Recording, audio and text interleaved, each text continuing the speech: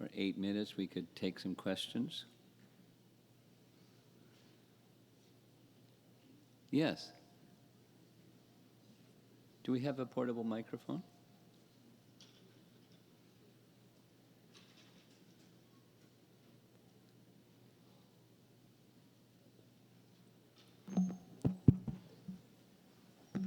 Hare Krishna, Guru Maharaj. I have two questions. One from yesterday's lecture. On one slide, there were two words, spiritual insight. I've not seen that a lot. I've seen spiritual realizations and so on. So was that referring to a particular insight, or is it in general? I don't recall that specific reference, but it sounds general. So this was the slide where you had Jiva Goswami's quote, and the first line was, those who lack spiritual insight, they're not given opulences. That's Vishwanath's translation of the verse. And it's speaking general, not specific. Okay. You know, it's buddhi, or intelligence, because in the commentary it's intelligence. Spiritual insight, buddhi, general. Okay, thank you. Second question was from today's class. Mother Suniti's example is so nice. Yeah. And so I'm thinking about the dynamic between her and Dhruva Maharaj. And this happened in Satya Yuga between two great souls.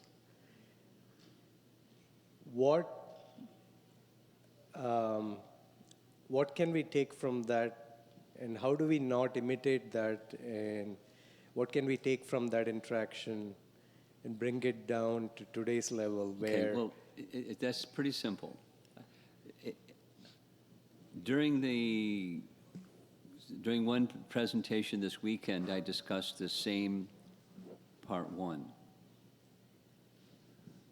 Forget where I was. I know where I was. The Bergen County Iskcon program on Sunday. We are not to imitate. We're not Suniti. What we can take from it is, according to her capacity, so according to our capacity, we point to higher principles that we believe in, and in our case, most likely we're striving towards, and we point towards those. And with self-honesty, we may or may not explicitly say, I'm not there yet, but this is a higher principle that I have conviction in and I'm striving towards. And it'll be very helpful for me and for those dear to me to hold in high regard those same principles.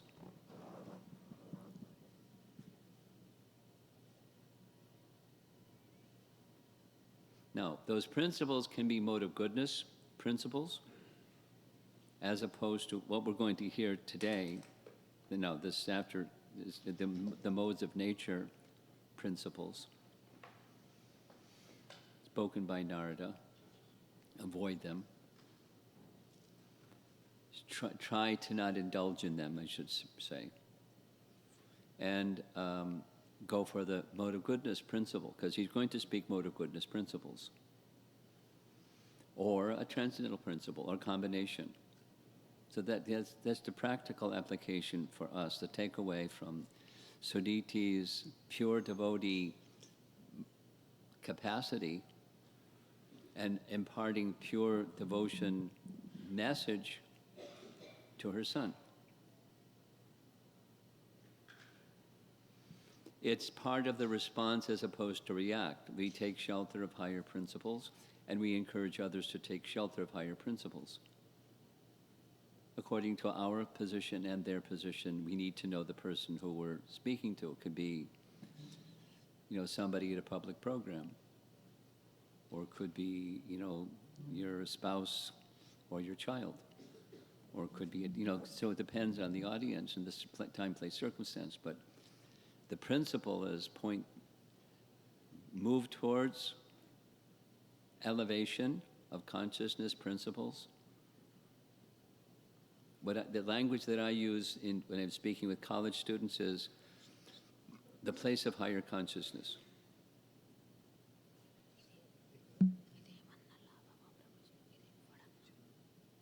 And move towards that. Accept things that help you move towards the place of higher consciousness. And watch out for the ones that take you in the other direction.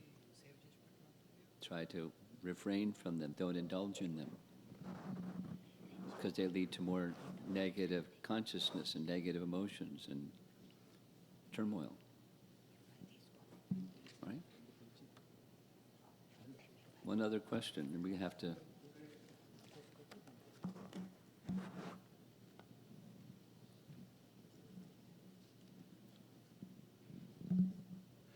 Hare Krishna Maharaj. The principle of acceptance as embodied by Suniti and not to avenge something that has happened. It's very hard for someone with a Kshatriya mentality to not respond, especially respond and accept doesn't mean you put your hands up and say, I surrender. You may take action. It may be this and that and the other thing, but it's from the place of responding, not a place of reacting or retaliating. Accepting doesn't mean do nothing.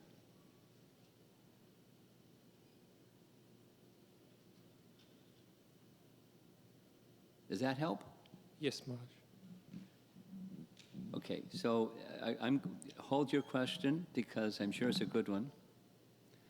And we're just going to move on because this acceptance topic is repeated, no surprise, by Narada because he's also a pure devotee. And it's a mode of goodness ethic or value, but it plays its way into the life of devotion. Could we turn the light out and we'll carry on? Okay, so we ended with text 24, so we're going to start with text 25.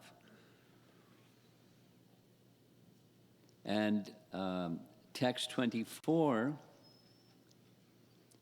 ended with Dhruva deciding, after contemplating, carefully considering, accepting the instruction of his mother, he left the palace, he left home, went into the forest, and now we're going to hear several things, but one of the main showcase pieces is the determination of Dhruva.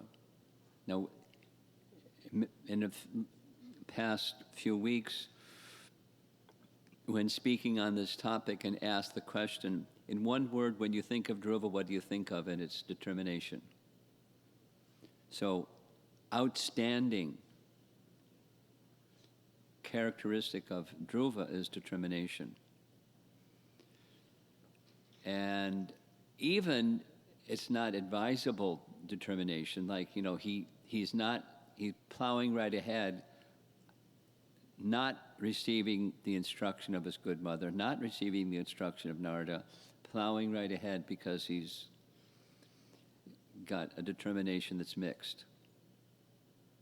And he regrets that later.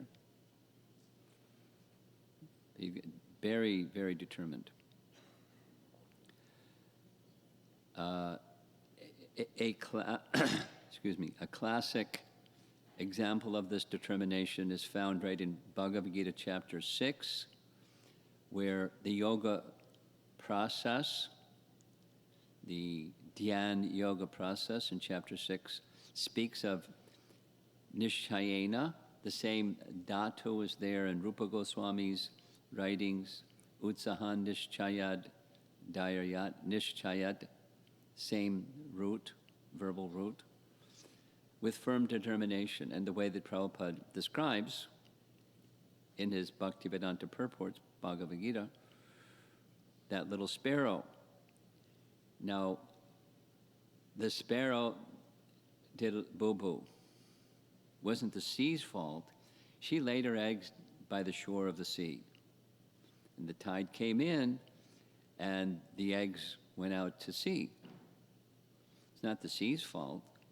But when the sparrow demanded, return my eggs, the sea didn't respond. So then, with determination, she took a vow. Dritavrata, I'm going to dry up the sea with my little beak. And the way the story is narrated, word spread. Wow. The sparrow's trying to dry up the ocean. So Garuda heard, and Garuda came, heard from the sparrow what happened, and took compassion upon the sparrow and said, let me help you. And then turned to the sea and said, you better return the eggs, or I'm going to dry you up. And then the sea said, uh-oh, I better return the eggs. So the sea wasn't responding to the sparrow, but the sea responded to Garuda, and the eggs were returned, and they all lived happily ever after.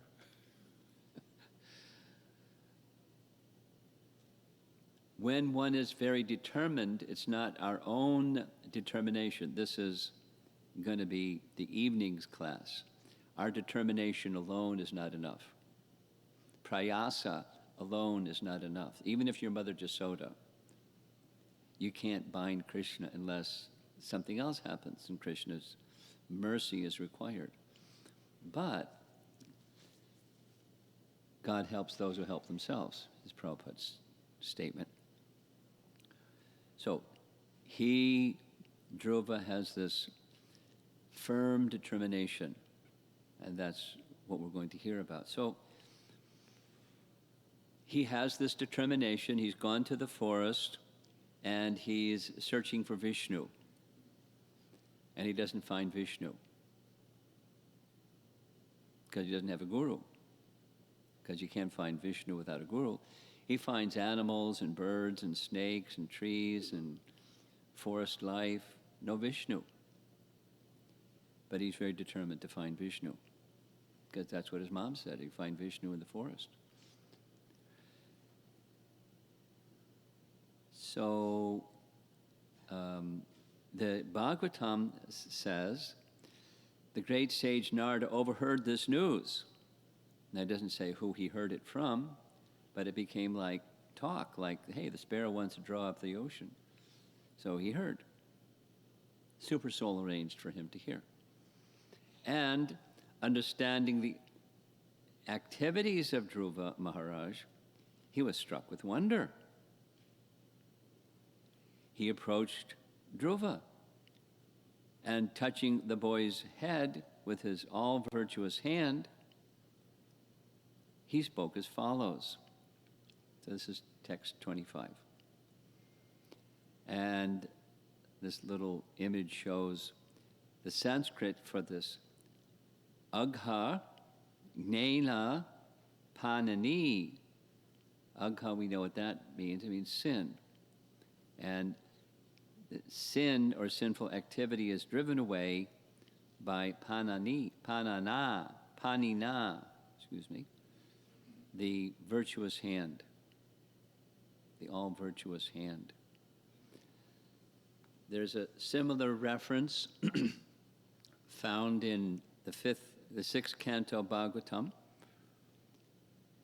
Narada Muni, whose merciful glance never goes in vain, where Narada Muni has delivered the Haryashvas and then the Savalashvas at Narayana Saras.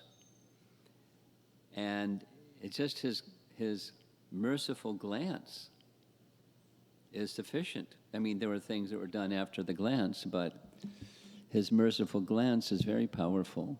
As the glance of Krishna is very powerful, the glance of the pure devotee is also powerful. Prabhupada writes, Any gesture of the spiritual master awakens the desire to connect with and serve Krishna. This is a function. The power for that function is invested by Krishna. Krishna Shakti, Vina Nahitara Pravartana, Chaitanya Charitamrita. One cannot do such a function without empowerment. With empowerment, then such a function becomes possible. Even a gesture. So Narada's gesture of touching the head of Dhruva, very benedictory. In the purport, further is explained, Narada is Trikalagya.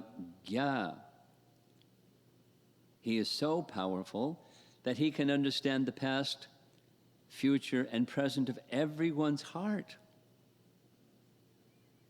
Just like the Supersoul, the Supreme Personality of Godhead. Now, we know that two things. Vyasadeva is another such person, Trikalagya. Narada is another such person. So if he's Trikalagya, why did he have to wait to hear? He heard. Dhruva's off in the forest. He could just be Trikalagya and go, zoom, there's... But it's just described shortly. Within the heart of Narada, Supersoul is there, and Supersoul prompted him, Supersoul prompted someone to tell him. One time somebody asked Srila Prabhupada, it is said that one who knows Krishna becomes the knower of everything. So are you omniscient? Someone asked like that.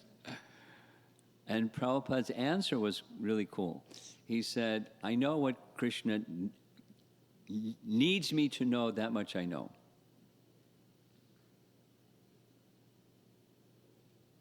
So how does Krishna impart to someone who needs to know what they need to know? However Krishna wants to do it, that's how. And it can be through someone. But it's Supersoul prompting that someone to tell Narada, hey, the son of Uttanapad is off in the forest. It doesn't have to be like close his eyes and he can like see everything past, present, and future. If Krishna wants like that, it can be like that. So we should not, with language, confine Krishna. It's got to be like this, and it can't be like that. Krishna is not limited by our tiny brain or imagination.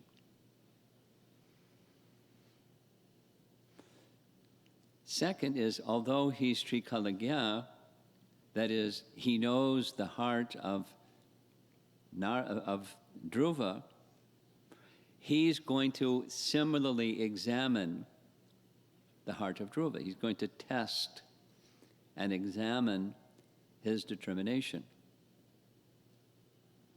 Like we read in Nectar of Instruction, text number 5. The spiritual master is to examine the disciple. So he's going to be the spiritual master of Dhruva. He's not yet, but he's doing what spiritual masters should do. He's examining the student. And he gets a really clear answer from that examination, along with his Trikalagya. So remember, it says here, he can understand the past, present, and future, past, future, and present of everyone's heart. Still he's examining. Prabhupada's purport to that first verse. The Supreme Personality of Godhead is present in everyone's heart.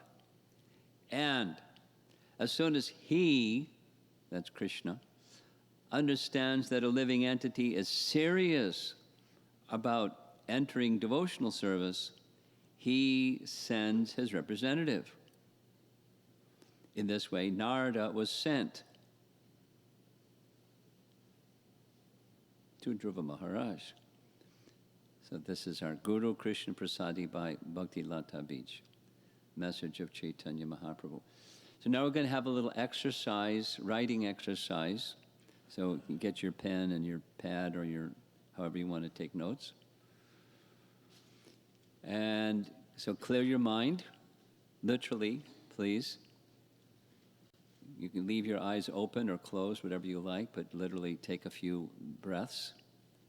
And then I'm going to make some suggestion.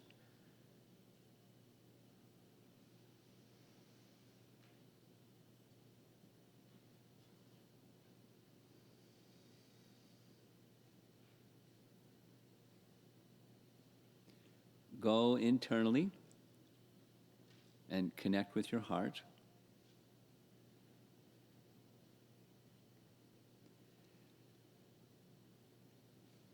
Think of an incident or some special moment in your life where you tangibly perceived or felt within your heart the saving grace of Srila Prabhupada or your spiritual master.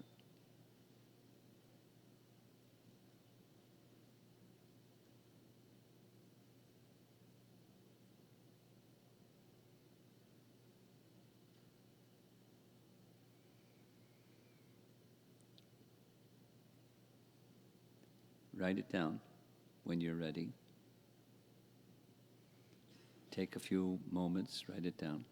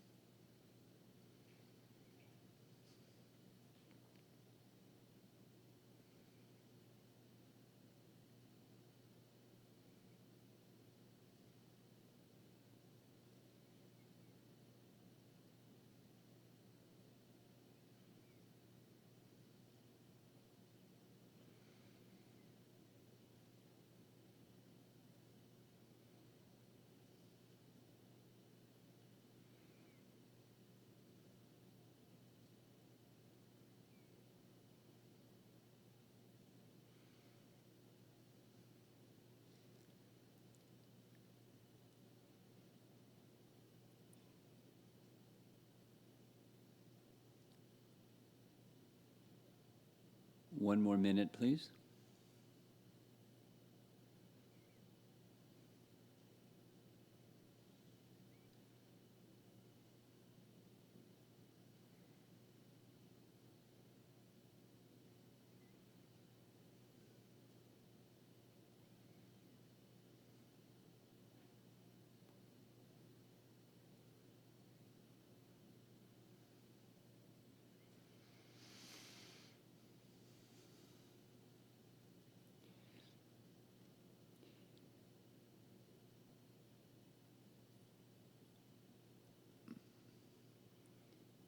I only see a few people looking up, which is a sign that you're finished. Several are still writing.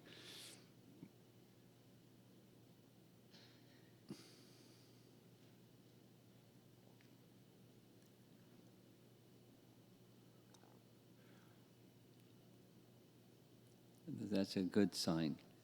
You're taking it seriously, this exercise. What's at the bottom of the slide says, remind yourself of these cherished gifts every day, and certainly at times of facing obstacles when engaging in the bhakti process. So what I'm going to encourage is when we're done, turn to a person close by you or next to you or whatever, and you share with them and they share with you, so you can share what your experience was and what you felt when that experience happened. It's to take the message and bring it internal. How's that? At the end, when we finish questions, answers.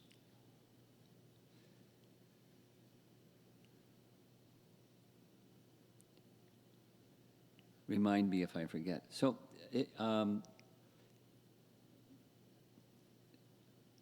sometimes you may be asked, what's your favorite sections of Bhagavad Gita or Srimad Bhagavatam? And my answer to that is, one of them is, where there's descriptions of what's going on inside Krishna's heart or inside a pure devotee's heart. It's like really confidential. What's going inside? It's advised scripturally, don't, Prabhupada's words, don't predicate the mind of the spiritual master. It's very risky. It can easily, it's speculation, and it can easily lead to misunderstanding and offense. So when scriptures disclose what are the thoughts of a pure devotee in this circumstance, wow, that's really confidential. So like a nice example is when Narada is confronted with Nalakuvara and Manigriva. What are his contemplations? Not just what he does and says, but before he does and says, what are his contemplations? It's really amazing. Read it with like confidential disclosure. So here's just one sentence, one verse. Narada is seeing this situation. He finds Dhruva. He touches Dhruva on the head. He hasn't spoken yet, and he's contemplating. Little graphic here. He's been insulted. So he knows, Dhruva didn't say, but he knows why he's in the forest. So the contemplation of Narada, how wonderful are the powerful Kshatriyas. They cannot tolerate even a slight infringement upon their prestige. Just imagine, this boy is only a small child, yet harsh words from his stepmother proved unbearable to him. So he knows his heart. Now he's going to speak. My dear boy, you're only a little boy whose attachment is to sports and other frivolities. Why are you so affected by words insulting your honor? You're a little boy. No response. My dear Dhruva, if you feel that your sense of honor has been insulted, you still have no cause for dissatisfaction. Why? This kind of dissatisfaction is another feature of the illusory energy. Every living entity is controlled by his previous actions, and therefore there are different varieties of life for enjoying and suffering. His mother said the same thing. He's using different words, more detailed and definitive. But when something comes your way that causes some pain, some hurt feeling, he's using here dissatisfaction, it's just the fruit of your previous actions. And different people are in different situations because of different karma. And sometimes when that dissatisfaction comes, we don't take it as, hey, that's my karma. I'm getting what I deserve. And this dissatisfaction is due to the illusory energy. There's many things the illusory energy does, but it covers the consciousness of the living entity so they can't see what's what. Instead, they see something and then they feel, in this case, dissatisfaction. illusory energy, feeling. So here's a little teaching that's not so dissimilar, but it's just furthering in the story form, the Puranic form, Bhagavad Gita's message. Interesting way of saying it. What comes at us in our life depends on our karma, and how we respond to that is influenced by our guna. The free will choices are influenced by guna.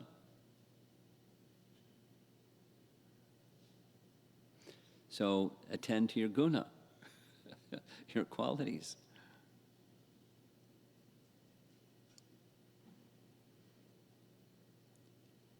Different situations and different responses. And so there's variety in this world. That's the gunas. So it's a nice way of thinking of it. What comes at you is your karma, and how you respond is your guna. Dissatisfaction, that's how you respond. That's just another feature of illusion. Our current body, gross and subtle, is a product of past karma. That's what we get from our past activity. The enjoyments and sufferings in this present body, they're also products of our karma. You know, the good fortune, ill fortune, or whatever it is. How we respond is another thing. Attachment to one's karmic bonds keeps us in illusion, and thus we're perpetually dissatisfied. Nice teaching. Dhruva's teaching his student, and he's examining his responses. So this is, and when you see this pink slide, that means it's a reflection or a action, activity. Has being dissatisfied ever made you feel satisfied? Or one devotee has this on his WhatsApp photo. That's a photograph of Srila Prabhupada walking early in the morning in Moscow from the Red Square, if you recognize the photograph. And this other message it's a trendy message. People that aren't devotees understand this, the counselor people.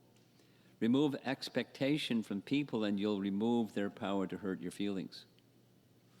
We'll say it the other way. If you have an expectation of other people and they don't meet your expectation, you'll feel something. So what's a life where there's no expectation? Well, there's one thing you can expect, and that's Krishna is very kind. And then the rest is your karma, and what's next, who knows? And there's another teaching that has to do with overcoming negative emotion. Those of you that came to the Bir Krishna Maharaj's seminar on empathic communication will know this one. But it's an important one because it's so important. We covered it twice, two different Memorial Day weekend retreats.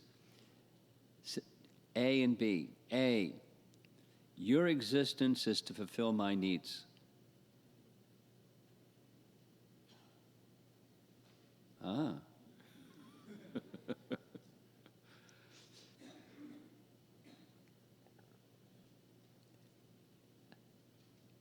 You put yourself in a prison or in a cage by thinking like that. The existence of other people is not to fulfill your needs. But supposing the freedom is, I have my needs, and I need to, it's a requirement of me to find a strategy that meets my needs. And I should, and to be responsible, I should consider others' needs as I'm fulfilling my needs. You don't just knock people out of the way because I got my needs and I'm fulfilling them. Look out, here I come. But responsible life is I know what my needs are. I'm in a thoughtful way, finding a way to making a strategy to take care of my needs, and respectfully understanding other people's needs and honoring their needs as I'm moving forward with taking care of mine. And then there's a wholesome relationship. If we want wholesome relationships, that's a key. So whether it's a family member or a mother-in-law or a spouse or a friend or a community member or somebody out there, their existence is not to fulfill my needs. And if I hold that expectation, then I'm opening the door for, please come in and hurt me. I mean, there are other ways of saying the same thing. This is one. I could say it some other ways, but Bhakti Siddhanta has another way of saying the same thing. It says the same thing. No one can hurt you unless you invite them in to hurt you.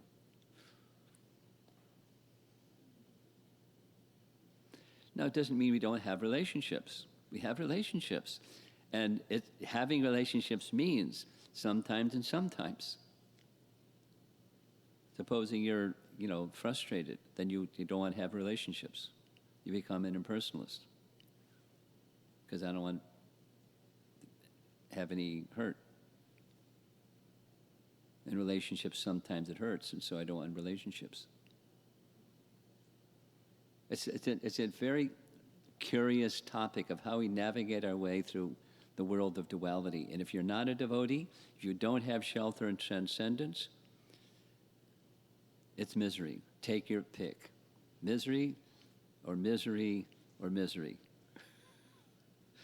Varieties of misery. Even when things go well, it's just inviting misery because you're buying into duality. And the misery is going to come, guaranteed. And if you're not a devotee, then you become an existentialist or an impersonalist or a voidist or a checkout or...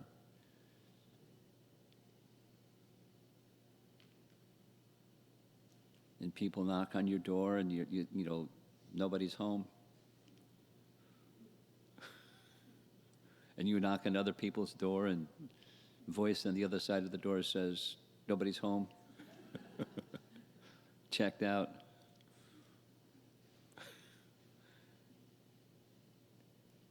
All the lonely people, where have they come from? There's a song like that. Where do they belong? So the bhakti message here Narada's delivering, it's giving transcendental knowledge to Dhruva. He hasn't gone to bhakti yet. He will.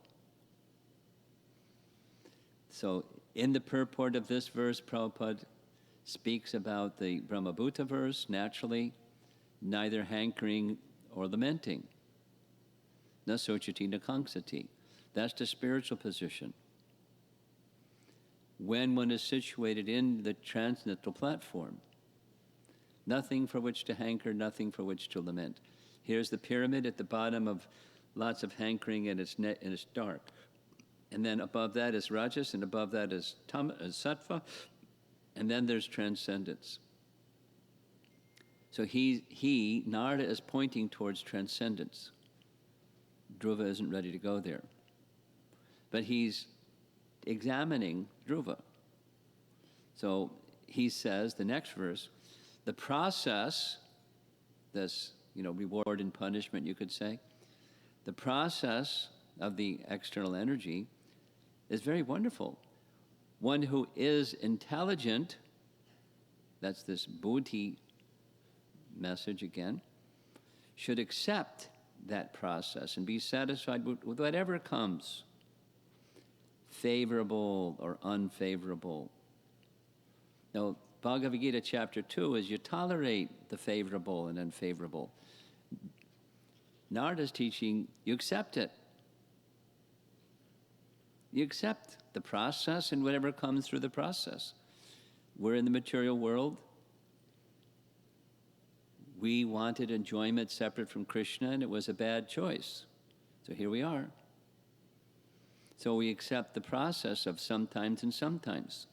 The process of duality, just because that's what it is. and take shelter of transcendence. That's the intelligent person.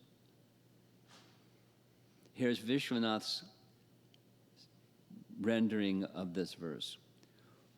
One by intelligence should be satisfied with whatever amount, tavan matrena, matrena is senses contacting sense objects,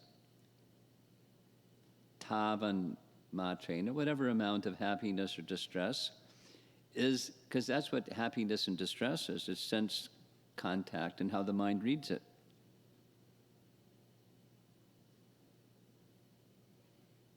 I was thinking, it's getting a little warmer here, but wherever I was previously, I can't even remember, it was really cold. And the person had set the thermostat in such a way it was cold air blowing through the heating system, And I was thinking, gosh, if it was summer, that would be fantastic. But now I'm reading it as, oh no, can you fix the thermostat? It's just sense perception. Exactly what Krishna says.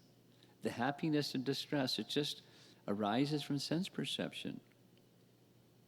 One should learn to tolerate. Now it's here, an intelligent person not only tolerates, but just accepts it. Now you may do something when you accept it, turn the thermostat, but you don't have to feel the stress. Oh gosh.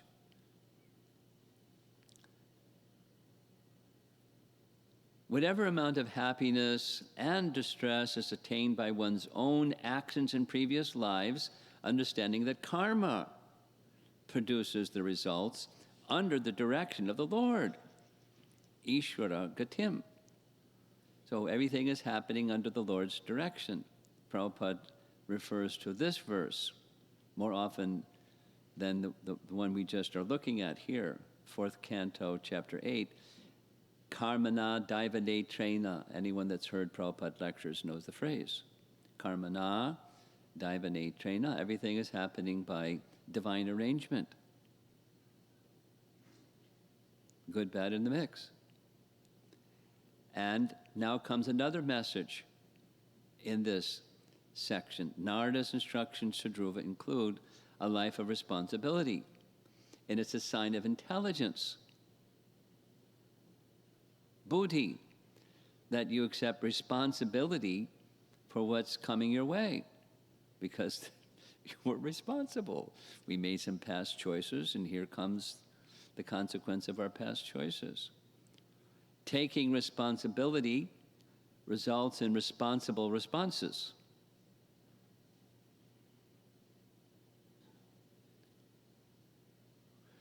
If I'm responsible for what's coming my way, then I can respond in a responsible way to what's coming my way. If I don't take responsibility, then I start blaming. Or feeling ashamed, or feeling something, victimized.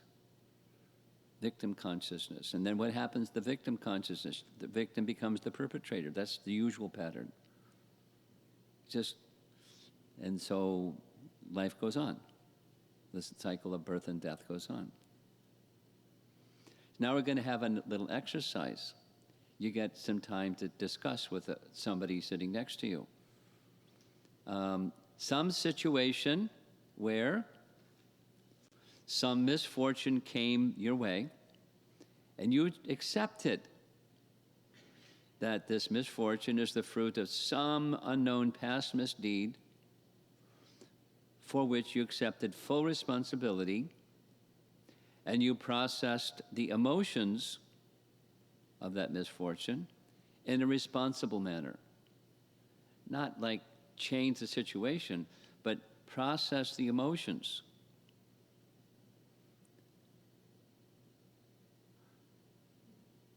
Read it a few times. When you're ready, find somebody nearby you and share.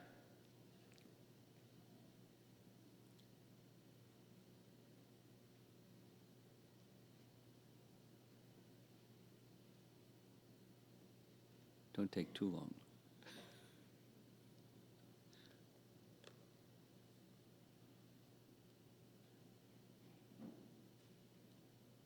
twos is best, and if threes, if that works better for you, that's fine.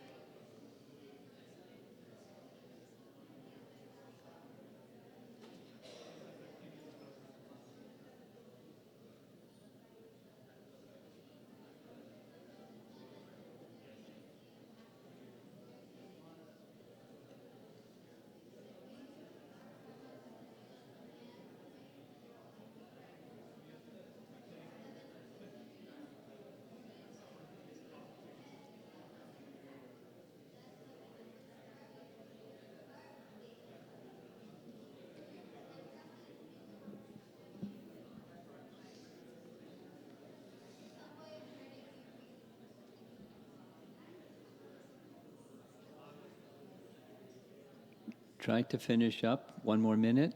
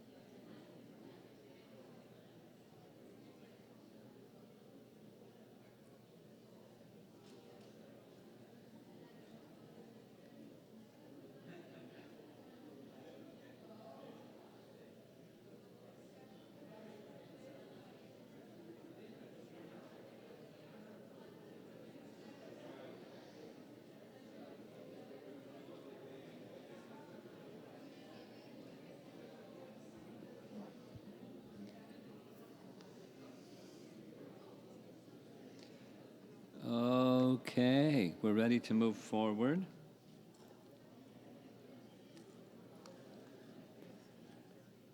Are we ready to move forward? I hope.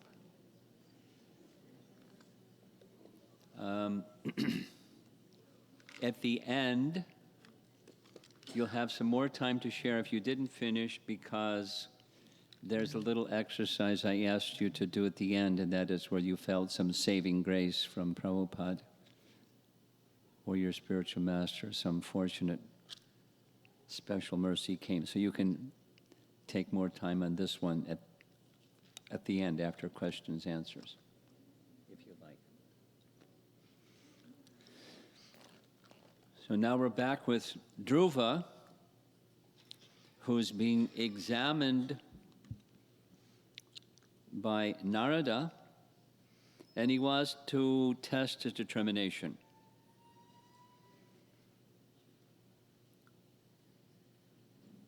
There's a crack in the cement or pavement, and a little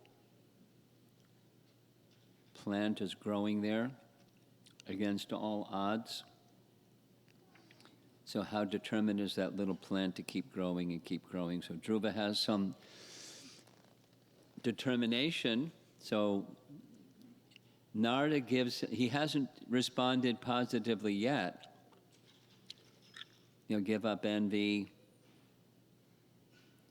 accept your own misfortune, don't become situated in disappointment and illusion. He's got a blank look on his face. Shh.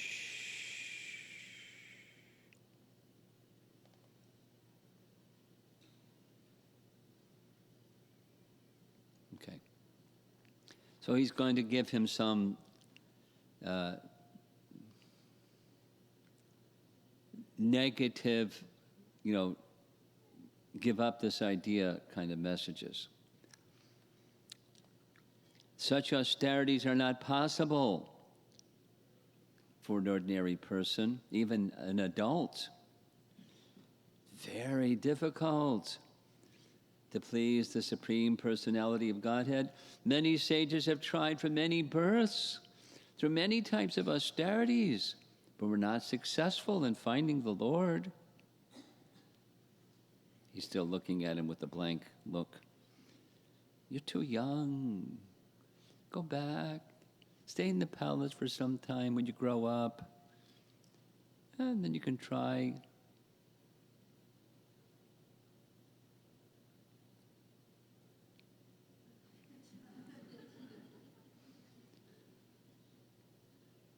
Basically, give up. Go home. Grow up. He's looking at him with a blank look. Then he tries, a higher principle that he's not ready for. It's transcendental knowledge, but it bounces. One should try to keep himself satisfied in any condition of life. whether distress or happiness, which is offered by the supreme will. He's kind of said that earlier. This process of the Supreme Lord is wonderful. Just accept it. A person who endures in this way is able to cross over the darkness of nescience very easily.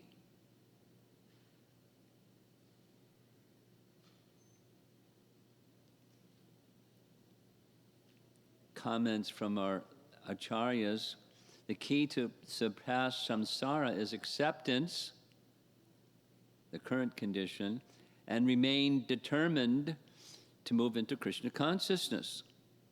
Vishwanath says, satisfying himself amidst happiness and distress with these experiences which are given to him by karma, the embodied person surpasses samsara. This is liberation talk. Dhruva doesn't want liberation. He wants a kingdom. He wants revenge. This idea that Narada is speaking, this happiness and distress acceptance given by our own karma, is similar to the message I was sharing before. So here's an image. This is a stress management 101 principle. I learned this from Braja Bihari, who shared with me the presentation that he was doing when he was living in India. He was being paid to go to corporate places in India and teach stress management. And one of the principles goes like this: life throws rocks at you, and it hurts. So then there's the react and there's the respond. So the advice, I mentioned this, just doing this with a visual image because it's important. You take the rock and you throw it up in the air. So the situation is what it is. I'm feeling what I'm feeling. And I'm not going to just get in this impulsive reaction mode. I'm going to be in this mode of goodness space and consider what just happened, the feelings that I'm feeling, and what are my options. Not only with the rock that's in your hand, that's, it hurts, and the circumstance that's outside of your control, but what I'm going to do with who I am. I'm going to make free will choices, not guna-driven choices. The lower modes, generally, what happens when it hurts, not the higher modes. So I'm not going to go through it again. I'm just going to do it quickly, but this is that acceptance message. Once again, acceptance is the key to handling life well. And what Narada is saying is acceptance is the principle for peaceful life. If you want peaceful life, then you have to accept the circumstances that are out of your control. And accepting circumstances, one more time, doesn't mean you do nothing. But the circumstances are what the circumstances are. You just accept that's what they are. It's raining, or it's cold, or something. I have a bad knee. No, I can consider, a knee replacement, but, I got a bad knee. And just like, I got a bad knee. That's not going to help. So now what am I going to do about the circumstance?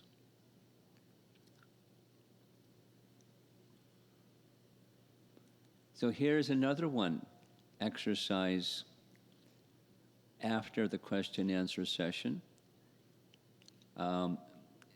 Some situation in your life where this principle, by adopting the principle of acceptance, something that you're addressing or might address theoretically, by the principle of acceptance, you can maintain internal and external balance in your devotional life, with your family, with your work, with your life.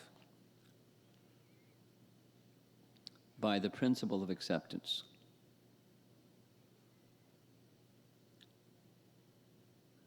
So you're going to have a busy time after we're done with questions and answers.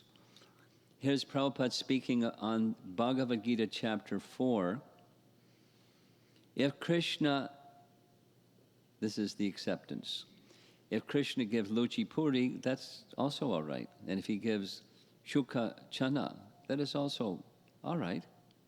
Yadrich Chaya Labha Santushtaha. Because we are depending on Krishna, whatever Krishna gives, we should be satisfied. We should never be dissatisfied. That's this dissatisfaction that Dhruva was feeling. We should never be dissatisfied. Oh, Krishna today is giving me only Shukachana. No, whatever Krishna gives, that is devotee. Yadrich Chaya Labha Santushta. Dvandva tita, no enviousness. So one more verse of Narada's instructions to Dhruva. Now this is a little on the theme, a little off the theme, but it's a theme in the Bhagavatam, so Dhruva speaks it. Every man should act like this. When he meets a person more qualified than himself, he should be very pleased. When he meets someone less qualified than himself, he should be compassionate toward him. And when he meets someone equal to himself, he should make friendship with him. In this way, one is never affected by the threefold miseries of this material world. This is this acceptance principle. That's how it's connected. But this is the Madhyama position, elaborated elsewhere in the Bhagavatam many times, and Chaitanya Charitamrita. It's the Madhyama Adhikari position. So now,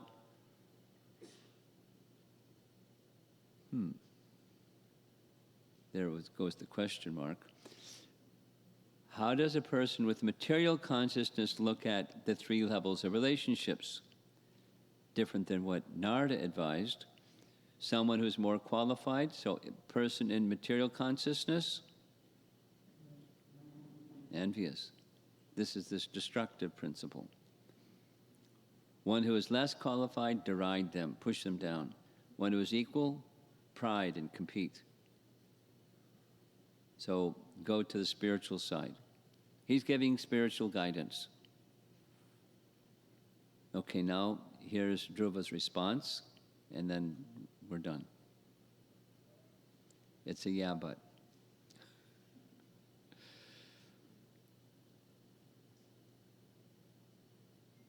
My dear Naradaji, for a person whose heart is disturbed by the material conditions of happiness and distress, whatever you have so kindly explained for attainment of peace of mind is certainly very good instruction. But as far as I am concerned, I am covered by ignorance, and this kind of philosophy does not touch my heart.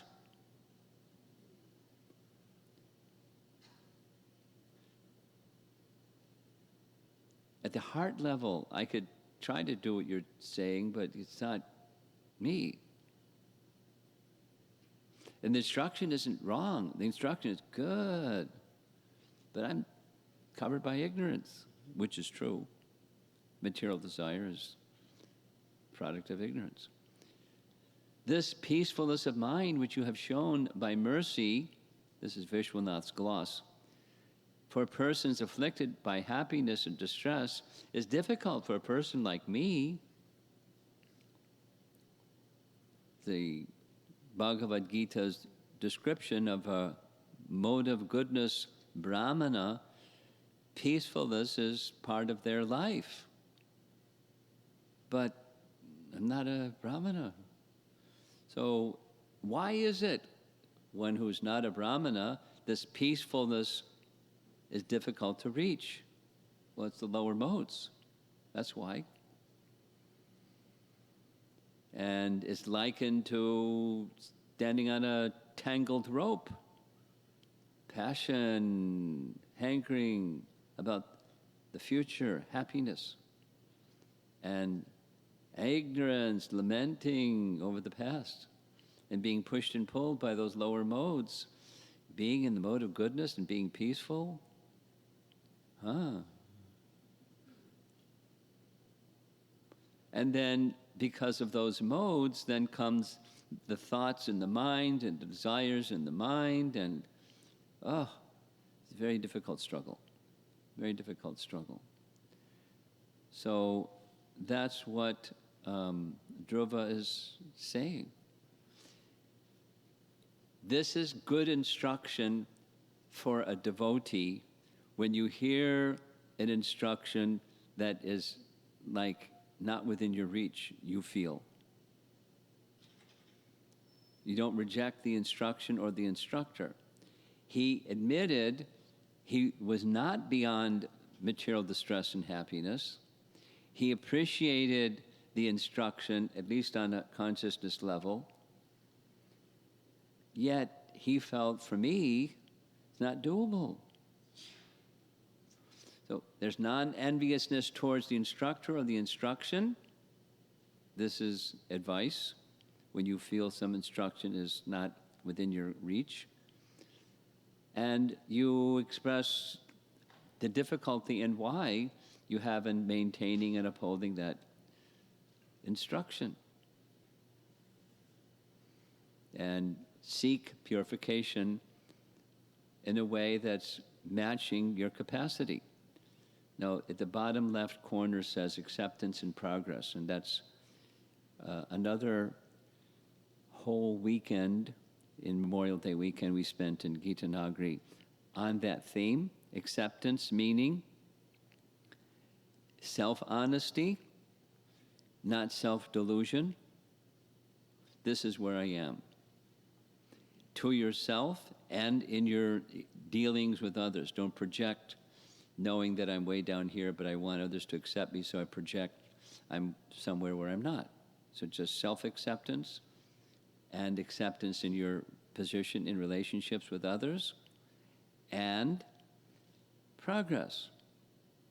I want to go further towards this value, this goal that I feel is worthy. It's a place of virtue that I wish to attain, and I'm not there yet. Then you can progress. And I require purification of heart in order to progress. So that's what Dhruva is saying basically. I'm very impudent for not accepting your instructions. He points to two reasons why. It's not my fault, it's due to my having been born in a Kshatriya family. And then the other, my stepmother Saruchi has pierced my heart with her harsh words. Therefore, your valuable instruction does not stand in my heart. That was the first statement he made. Now he's explaining why. Vishwanath says it this way. Though you have given this nectar of peacefulness out of your mercy for an unqualified person like me, my heart has been pierced and thus is like a broken pot. Therefore, your instructions do not stay there. My heart's been broken. Now, that's on the material side, but that's his position. It's material, spiritual.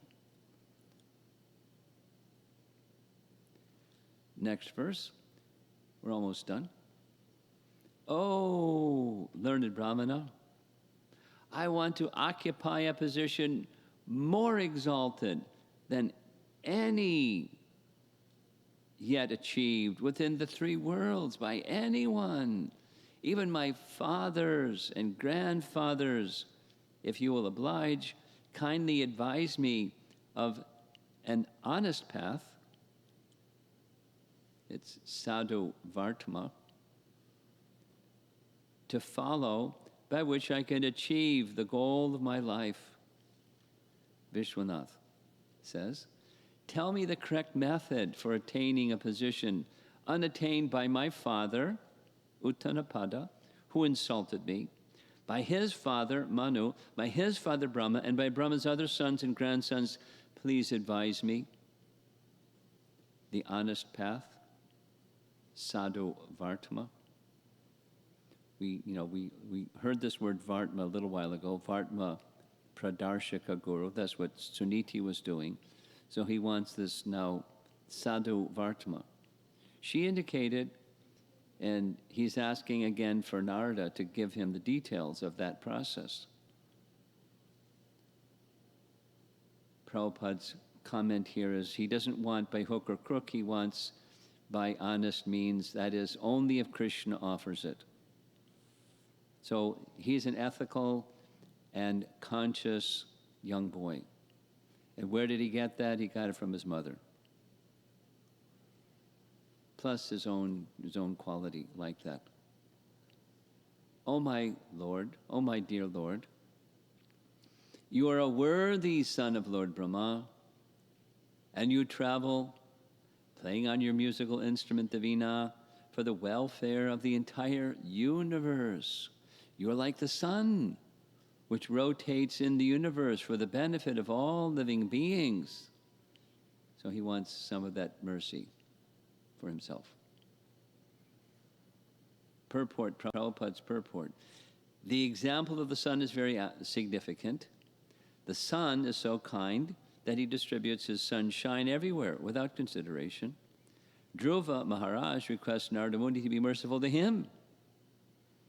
He pointed out that Narada travels all over the universe just for the purpose of doing good for all conditioned souls. He requested that Narada Muni show his mercy by awarding him the benefit of his particular desire.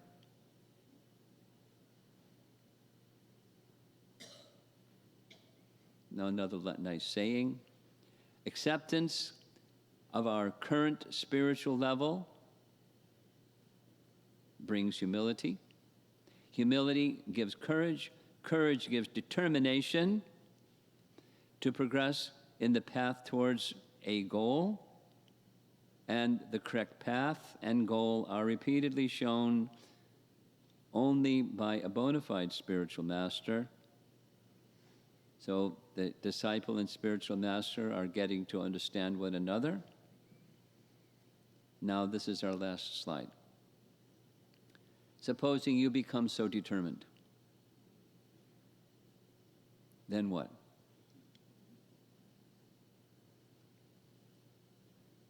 Will you feel capable to achieve the Lord or receive the Lord? That's our next topic. See you tonight.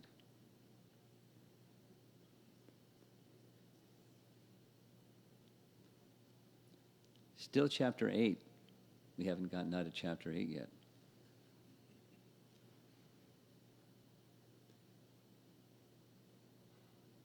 Okay, so turn on the lights if you would back there.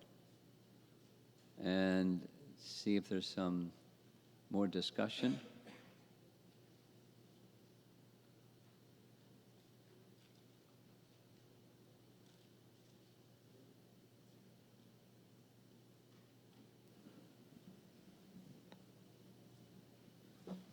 Hare Krishna Maharaj. This is regarding the previous class. Yes. Maharaj, about your comment on preface in Bhaktisiddhanta Saraswati Thakur's book. Maharaj, you mentioned that the feeling like honeycomb. So if you can elaborate that more, Maharaj. Sure. This isn't verbatim. This is my memory. A Vaishnava will never engage in fault finding, for by so doing, he's only indicating that his own heart is honeycombed with the very same fault. So, supposing somebody is pure-hearted, they can discern. It's not that a pure devotee takes the intelligence and turns it into the opposition and can't see what's what. The devotee is discerning. They can see what's what, but they don't fault find. Because fault find is a criticism, a judgment. not just discerning, but a judgment. You're guilty. And round, some, negative energy going towards that person who has a flaw. Doing the fault finding shows that very same fault is in my heart. That's why I'm fault finding. That's what his teaching says. So let's do it differently, the opposite. One of my favorite passages of Chaitanya Charitamrita is when Krishnadas Kaviraj has received a request to write Chaitanya Charitamrita, and he doesn't feel himself qualified. But he's getting an instruction or request from some of Lord Chaitanya's devotees to write it.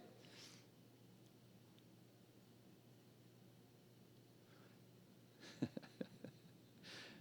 least he's asking. So he goes here and there and asks senior Vaishnavas. So Haridas Pandit is one of those persons he goes to. And Haridas Pandit is a grand disciple of Gadadhar Pandit. And he's a pujari of Govindaji. And he's an eloquent speaker of Bhagavatam. And so when Krishnadas goes to him, it's described in Chaitanya Charitamrita what he was of the type of person that no one would ever speak anything bad. They would not do any fault finding in the presence of Haridas. And then the commentary is very short, but Prabhupada writes, everyone in this world has quality and fault, guna and dosha. Haridas could see what's what, but he never went to the dosha part and said, look at that, and look at that, and look at that. He was not fault-finding, although he could see. He would speak and encourage the quality in the devotee and devotees. Not that he couldn't see. So there's a distinction between discerning and fault-finding. Fault-finding shows that one's own heart is honeycombed with that fault. And when one's heart is free from that fault, he won't fault-find, although he'll be able to discern what's what.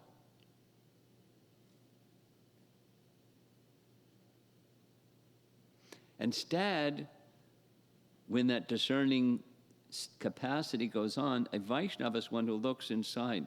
Is this quality, is this dosha within me?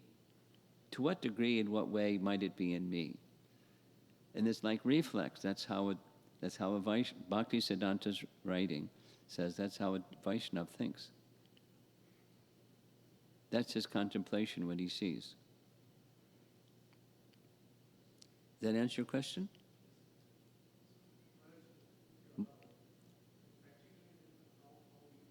Practically, how do we do it? Without a heart that's pure, we can't do it. We cultivate it. So,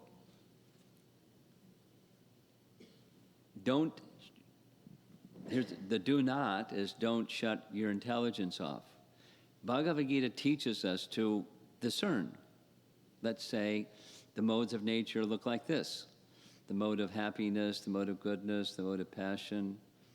It should be happiness in the mode of goodness, passion, ignorance. So we discern. We're advised to do that. Practically, we learn how to see things through the eyes of Scripture, Krishna's words. See things as Krishna sees them. And we're advised to not criticize this or that or the other. We discern, and then we act in an appropriate manner according to that discerning. And we cultivate. On the strength of bhakti, bhakti's strength is we want to please Krishna. That's the operative principle. That's the bhakti principle. That's how we cultivate pleasing Krishna and pleasing Krishna and pleasing Krishna. It becomes our way of life. Pleasing Krishna becomes our way of life. while the intelligence is discerning. What's the best way to please Krishna in this circumstance, that circumstance? Buddhi and bhakti go together. And cultivate. Someone else had their hand up? In the back?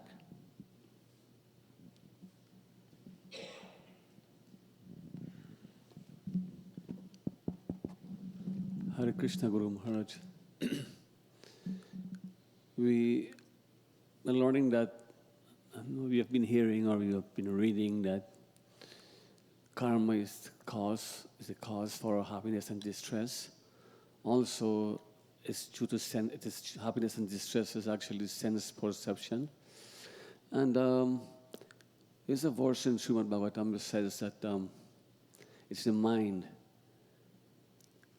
This verse that says that these people are not the cause of my happiness, not the devatas, not even karma, but it's the mind. So the orientation of your mind is a product of karma, guna and karma. So is there a connection between sense perception and the mind also? Yes, sure.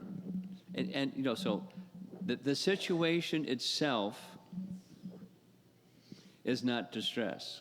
The cold air blowing through the heating and air conditioning system is not in itself, it's how I'm perceiving it.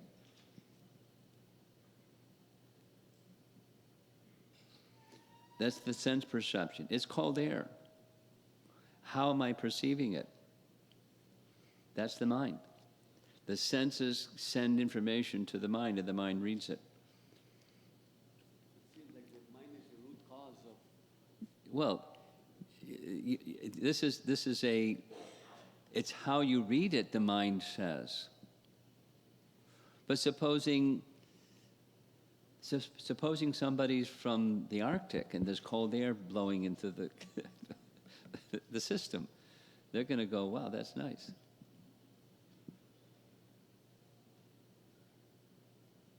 And for somebody that's from South India, they when it's really hot, it's like, wow, that's comfortable. So, yes, it's the mind, but then what's behind the mind? Why do we have this mind instead of that mind or the other mind? The gross and subtle bodies are awarded by our karma and the configuration of them. It's a combination of guna and karma. So you could say it's the modes of nature. You could say it's the mind. You could say it's... My advice is don't... Look at the big picture and don't get stuck on one phrase.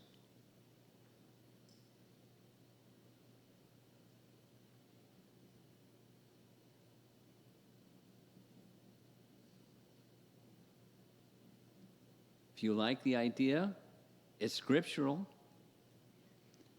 It's the mind. That's what's reading happiness or distress. And then what's behind that? And what's behind that? And what's behind that? Well, Krishna's the cause.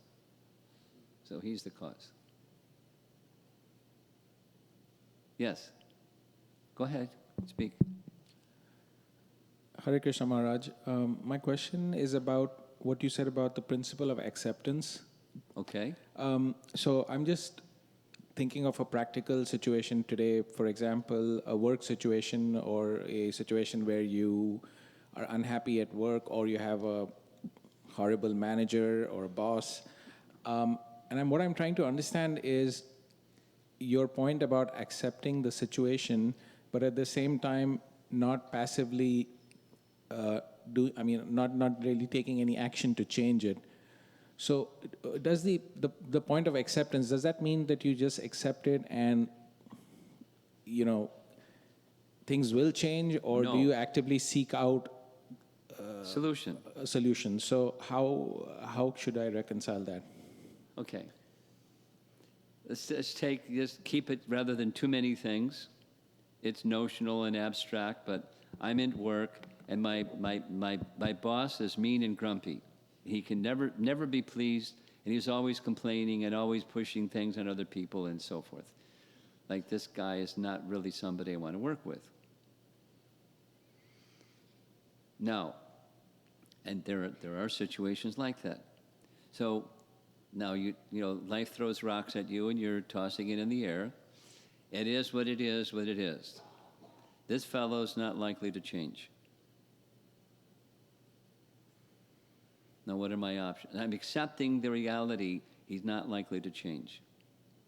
Now, is there something that I can do about this situation?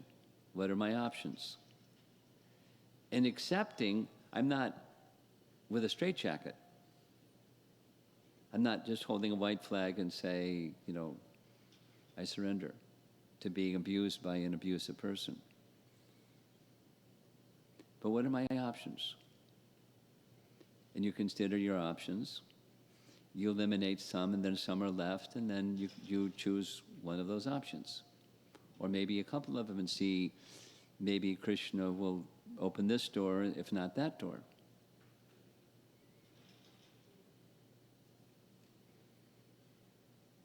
And meanwhile, you're in this accepting mode, but you're taking thoughtful, responsible action in relation to the situation. And until you do, you just continue to be accepting and patient until a little light goes on that says, this is a very plausible path.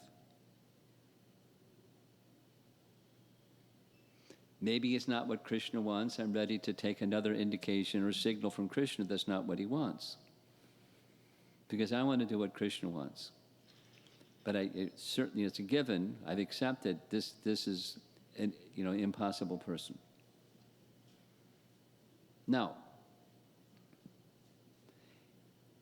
even in situations where the impossible person is impossible, I've had workers in the workplace describe how the situation has changed the impossible person. Changed. I mean, he still has a curved tail.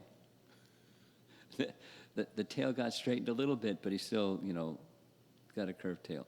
But situation shifted somewhat by the devotee doing this and then choosing from their heart, connecting with Krishna, a certain conduct and speech. And there was a response, a change response from the unchangeable, impossible supervisor. So you leave your options open when you're doing this. In that acceptance, you're making choices of how I'm going to deal with the situation. Rather than going rah, rah, rah, rah, rah, and going over there talking to person B about person C. Doesn't change the situation. Most likely it'll go back to person C that you're speaking about person C, and it'll get worse. So,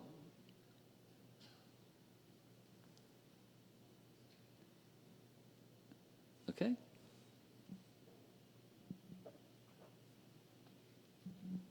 Somebody else? Yeah, up front. Put your hand up again.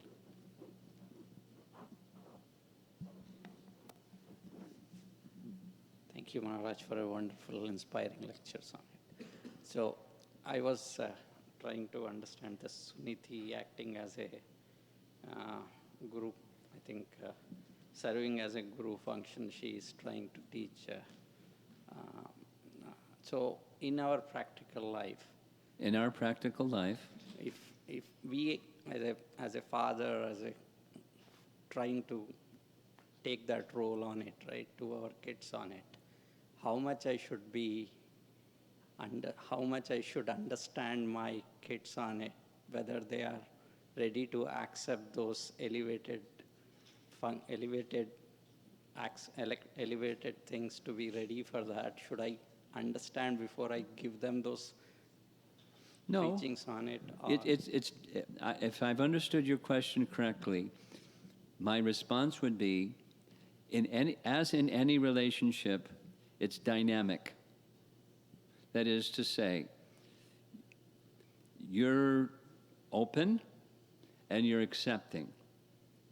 And as you're accepting, as best as you can understand, on the receiving end, the audience, whoever that person is, family member or others, on the receiving end, their quality, their capacity, their nature is in this range. So appropriate for this range, I'm communicating, I'm sharing, I'm extending some thoughts for consideration. And then you wait to see the response. Now, sometimes there's all kinds of possibilities of responses. Your specific question is about a young person. Sometimes young persons really want to see, do you really accept me? They don't say that, but they'll give a response that says, I want to see if you accept me. So they'll say back something that's going to challenge your acceptance. Oh, you wouldn't understand. You know, it's a teenage kind of, you know, oh, Dad, you'd never understand anyway, so I'm not going to, something. So now, yeah, so it's dynamic. And you know, what do you mean? I understand. Or, you know, whatever, you know, the relationships are relationships. And you have to have an understanding of another person's need and what's important to them. It's one of the rules of communication. A rule goes like this. First, seek to understand before seeking to be understood. You've heard that one before? I'll say it again. First, seek to understand before seeking to be understood. So, if the other person, your son or whoever the other person is, if they see you really care about understanding them, not cosmetically because you want buy-in for what you're going to say, so it's just a strategy, but if you really care about them and understanding them, if they feel that, they're going to be more open to share themselves. And when they're open to share themselves, it's not like a strategy, now I know how to get what I want. But then you can have an open relationship. Another way of saying the same thing is, if you want a trusting relationship, be trustworthy.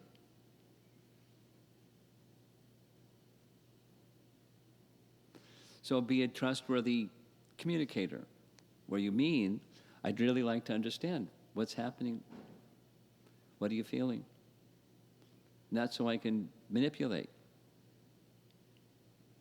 Because that's, you know, especially with teenagers and young people, kind of,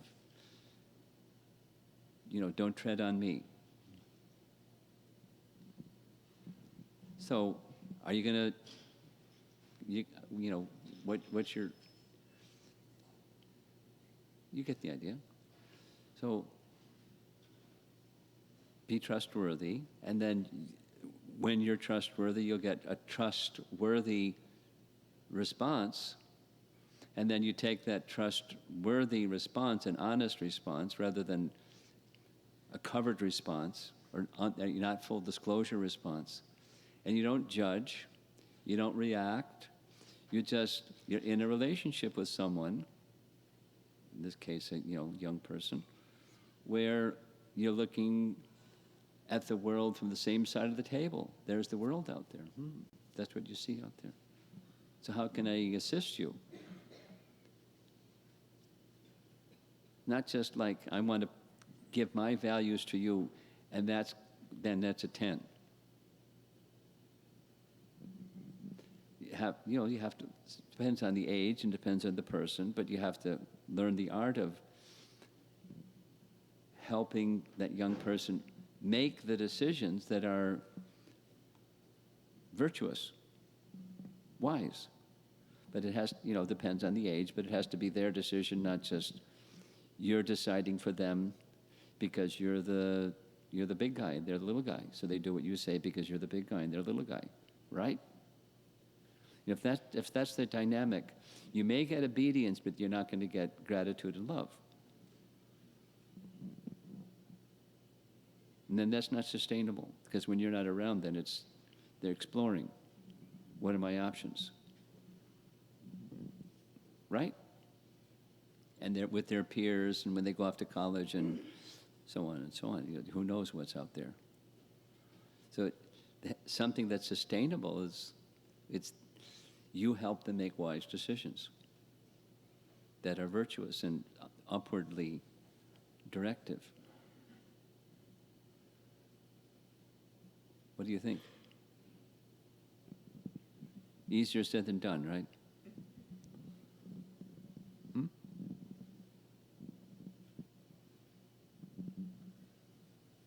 Okay. Go ahead. Hare Krishna Maharaj. Who was Dhruva Maharaj in his previous life? Doesn't say. Next. Hare Krishna Maharaj. I think I have two questions. One is you mentioned Narada Muni first actually tried to test the determination, and his initial instructions were it sounded kind of discouraging him, or like taking him away from the path. Not from the path, from the moment. Okay. The first was, retaliation. That's not going to get you. You won't please Vishnu if you're in this get-back mood. That's not pleasing to Vishnu. You have to be pleasing to Vishnu. Give it up. And so forth. Go ahead. I forgot my second question. Oh. Okay, I remember. And when you said like Dhruva Maharaj was when he said like your instructions doesn't pierce my heart, and he wants to get a kingdom like greater than his father or grandfather. Was he just reacting like? Yes. He was just reflecting the consciousness of the stepmother in a sense, because she compared. Yes. He was, it's a lower mode of nature where that thing was coming from, and quite childish.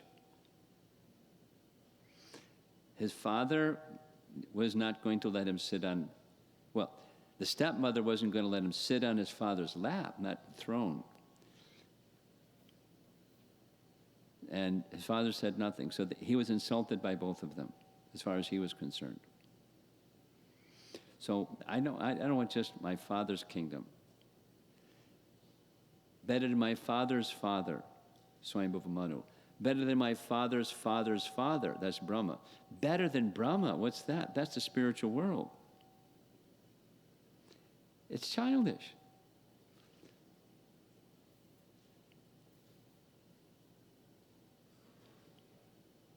Determined. It's, retaliation, lower mode of nature. That's where it was coming from. Not thoughtful, just retaliation. I'm a Kshatriya. And just the language that you used in your question, the words of his stepmother pierced his heart, which then broke his heart. And so the words of Narada don't stay in the broken heart, like a broken pot, doesn't hold anything.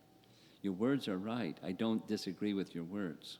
I am feeling the duality of happiness and distress, but I'm not ready for peacefulness because my heart is broken.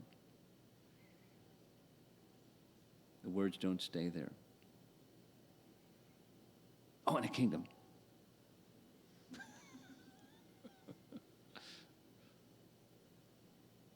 Okay? You're good? Yes. Okay. Microphone back there. There's probably something on the ladies' side. How are we doing with time? It's 11:45.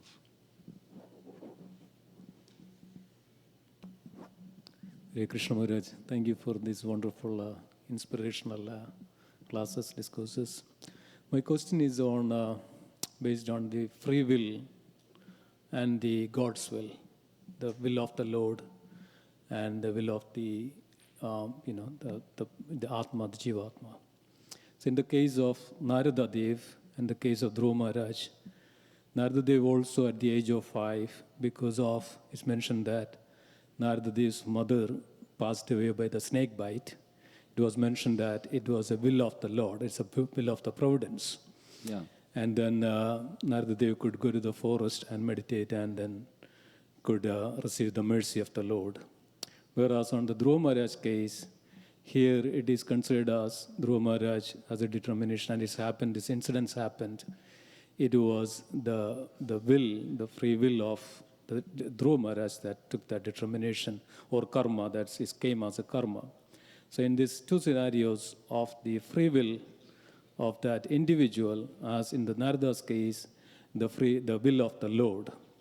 So when we compare these two, the will of the Lord as well as the free will of the individual, so how do we take that, is it that the Narada's case, it is the will of the providence, that why that will of the providence happened here, and in this case we say it is not the will of the providence, but it's will of the, the individual choice or the determination of the Dhruva Maharaj. Well,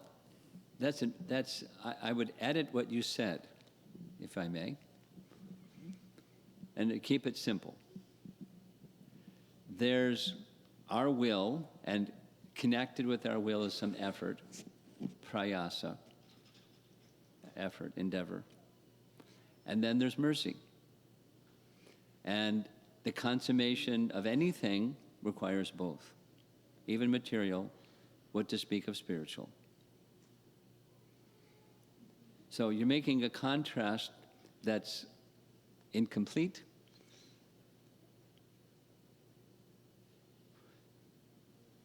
Narada, in his previous life, made an endeavor, and it was met with mercy. Dhruva made an endeavor, and it was met with mercy. Now, the motivation and the consciousness behind Narada's previous life's effort and Dhruva's life's effort was different. The motivation was different. One accepting, the other not accepting.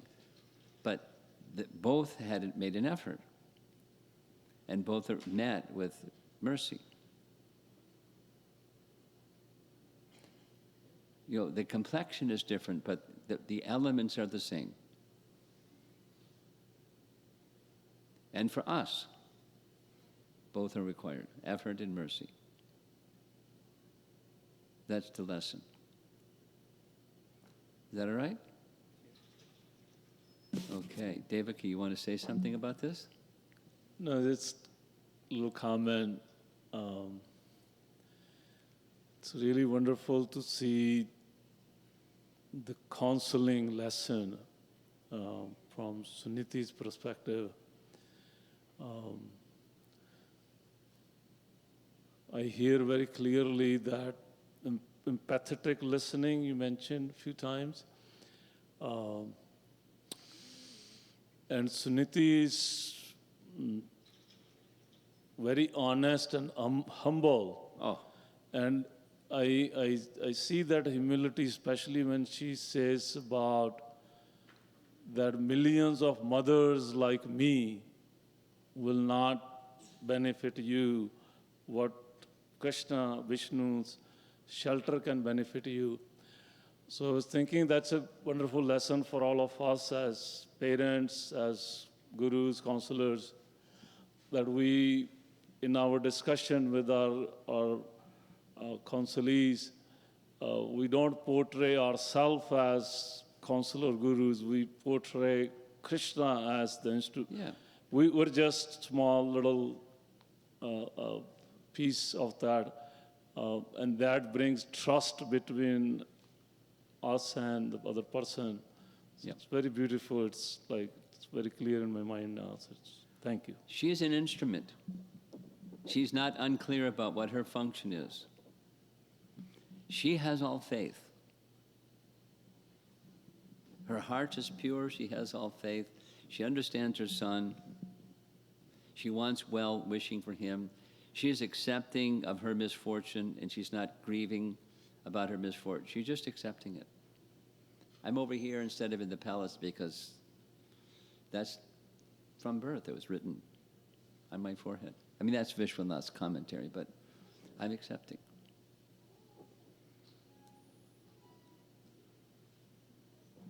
There's nothing I can do. I can't go to Uttanapada and plead on your behalf. He doesn't care about me. There's nothing I can do. So, but I'm your mother, and I have feelings for your feelings, and I have my own feelings. So we need a strategy. And so, yeah, in counseling, there are principles. Being the instrument, let's say, aside from counselor, just being a friend. Your best friend or friends are those who remind you of Krishna, however they do that. They may do so many things. They may put their arm around you, and they may bring prasadam, and they may, do stuff that just kind of like human nature things, holistic kind of things. And they remind you of Krishna. So to be a best friend, you do all kinds of things for other people, and you're always at the center is reminding them of Krishna. That's being another's friend. That's the real standard of friendship or counseling or mentoring or parenting or thising or thating. And you can't give it if you don't have it. So you are an instrument of that will. Now it's almost 12 o'clock. How are we doing with time? There's some questions, hands up on the ladies' side. I see 2 hands. Where's the microphone? Could you bring the microphone? Put your hand up a little taller. Here it is, microphone. Hare Krishna, Maharaj. On one of the slides, it was stated that acceptance of our current spiritual position brings humility.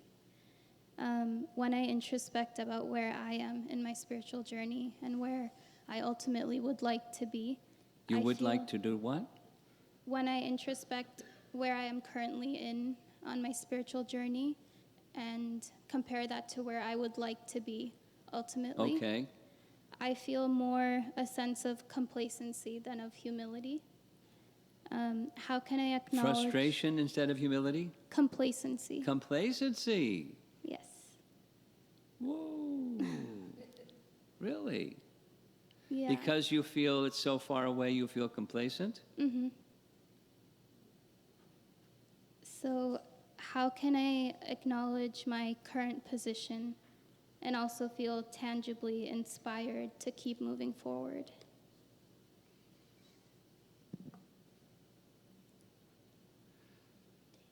Well,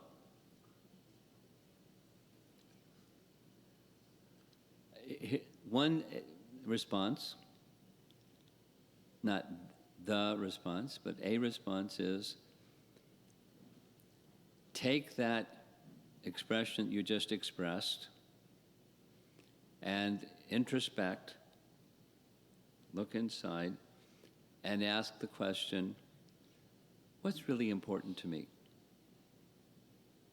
Not, what's going to get me an A in my exam on my Bhakti Shastri course, but what's really important to me?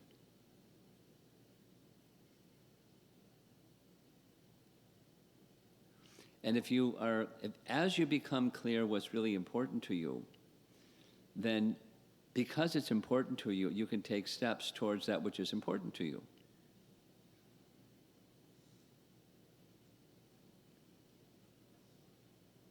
Whatever that is. You can have some, doable, proximate, reachable, something that's important to you. And and it's good to align that with something that's like, an ultimate what's important to you.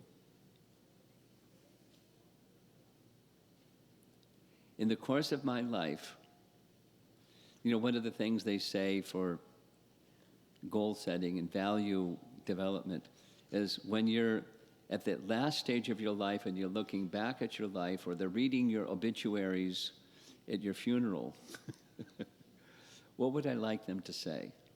You know, that's what, you know, worldly people say. So, you know, that's what's, not just, that's ego, but, you know, what I would like my life to be at the end of the conveyor belt. And it can be really simple. It doesn't have to be lofty. I'd like to know who I really am. Besides the roles and the expectations of myself and other people, I'd like to know who I, so, or something. And I'm not there yet, but I really like, you know, say it negative. For me, I don't want to be at the end of conveyor belt and I still don't know. That was, you know, 50 years ago in college. No thanks. I want to know. Not get it, you know, give the right answer when it asked, but no. That's important to me. And then you fill that in. There's other things that go along with knowing who you are, but keep it simple. And what's important to you? So that takes away complacency, because that is, using Viktor Frankl's language, a purpose that's awaiting for you to fulfill. That's more of an intermediate goal and not necessarily even a spiritual goal. But that can take away complacency.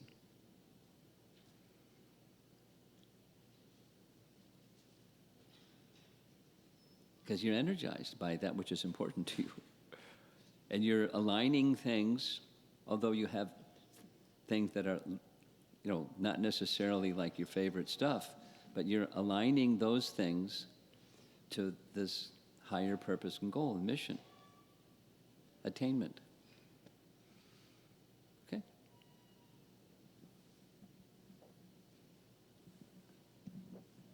Okay, I see 3 hands. Go ahead. Then you can pass it on to her in front of you. Hare Krishna Maharaj. Seeing at Suruchi's causes of reaction towards Dhruva Maharaj, so why did the Lord create these negative emotions? Why is the Lord doing what? Lord create negative emotions like pride, anger, envy. Why does he create the bad stuff? Yes. People want it.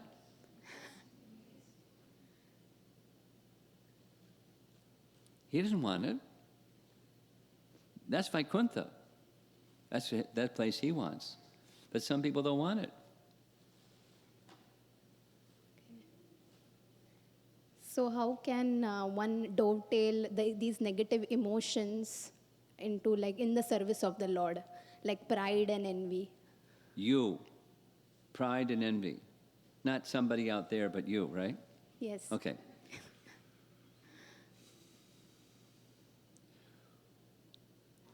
Well, if you're a transcendentalist, then you can dovetail, like Prabhupada's explanation. I'm proud to be a devotee of the Lord. I'm proud to be counted amongst those who are at the feet of Krishna trying to serve Krishna. Now, that can be notional and not at all transcendental. Just plain old pride. A groupism.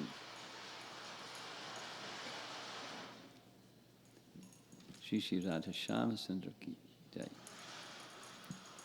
But the transcendental position, putting in simple terms, something that Prabhupada taught is, I am proud to be counted amongst those who are at Krishna's feet serving Krishna.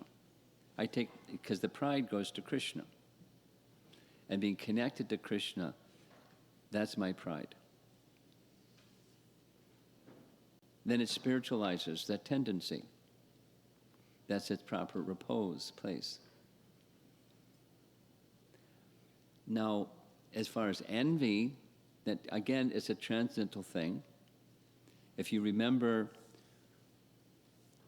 from the Prahlad Maharaj description when the four Kumaras went to the gates of Vaikuntha and they were prevented from entering by Giant Vijay, they said to Giant Vijay, "You have no place in Vaikuntha, because this is the place where the personality of Godhead resides." And they refer to him as the one who has dvesha towards Murari, or Madhu Sutana, Madhu Dvisha, that's it, Madhu Dvisha. So Madhu Dvisha refers to the Supreme Lord, Narayan in Vaikuntha, who has dvesha towards the demon Madhu. Remember that? So then I told the story. Prabhupada named one of his disciples Madhu Dvisha. So later, Madhu Dvisha, GBC in Australia, asked Prabhupada, "What's the meaning of my name?" And Madhu refers to the demon Madhu, and Dvisha means the Lord was envious of Madhu. And Madhu Dvisha said, "How can he be envious?" And Prabhupada said, "Because in the spiritual world everything is there, but it's pure." So we're not pure. So we can't dovetail envy unless and until we're pure, because we'll get tangled in, doo-doo, bad stuff. So we hold that aside, that tendency, and look towards the higher consciousness tendency to being in service of Madhu Dvisha, because he can, kill Madhu and not like Madhu.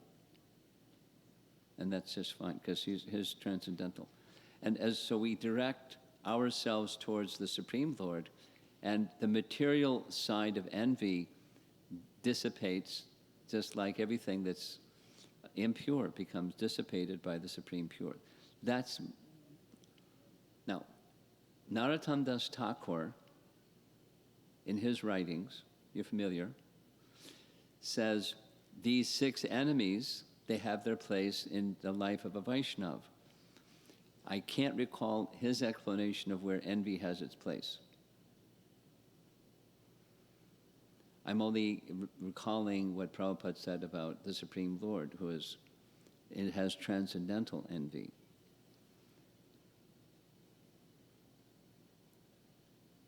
If somebody can remember what Narottam Das Thakur says about a pure devotee engaging envy in Krishna's service, you can please raise your hand. But so some explanation. But that's for people that are pure in heart, and we're not yet. Someday. So then we can follow Narottam's instruction. Okay? Right in front of you. Hare Krishna, Guru Maharaj. I have 2 questions. One is, we talked about Suniti, and you mentioned that she was a pure devotee. Who? Suniti.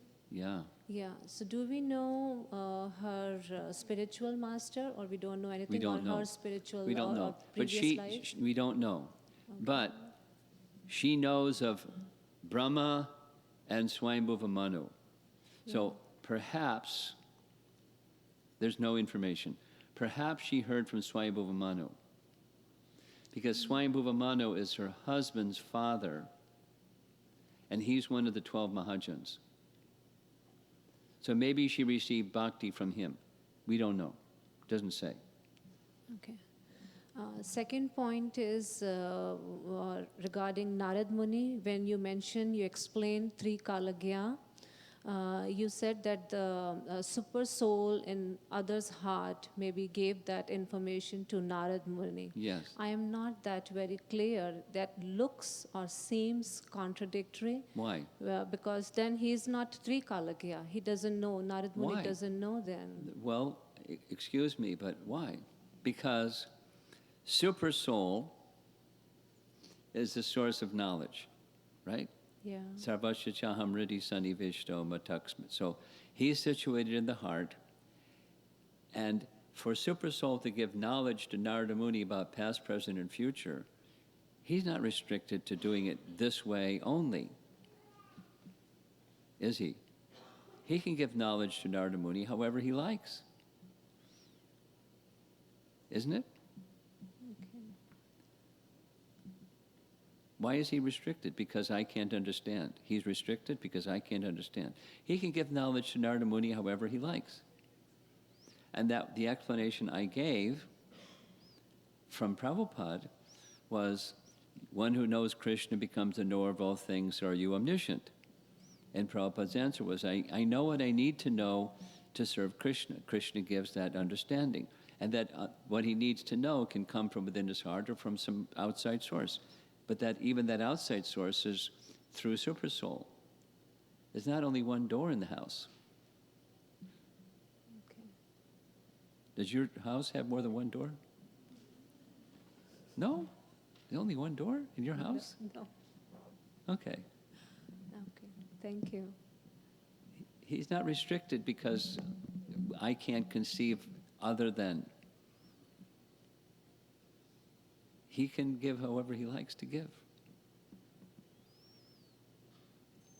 Then he can change the channel like that and give it from within his heart instead of through somebody. But through somebody is through somebody else's heart.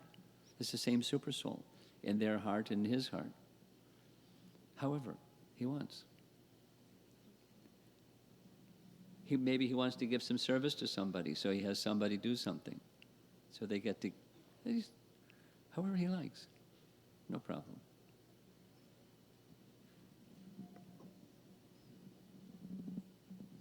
Yes, in the back. This will be our last question. We're going to end.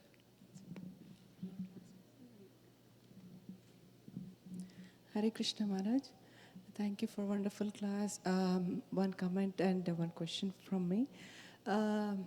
Thank you for explaining that how determined we should be that to serve Krishna, even though some situation come and then they demotivate us. Still, we should be determined.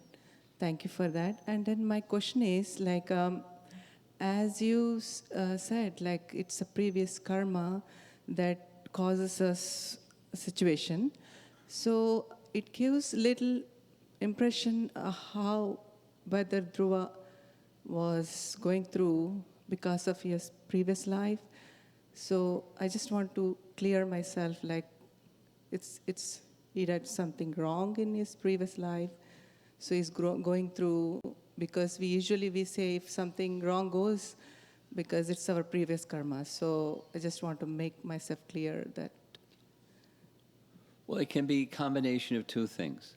One, what Narada is saying and what his mother is saying is some previous lifetime misfortune has come because of your previous lifetime.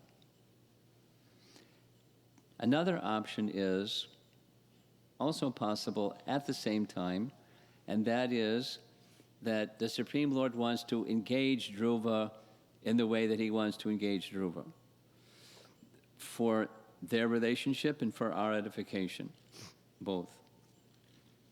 And one doesn't have to cancel the other. For one thing, many purposes can be served.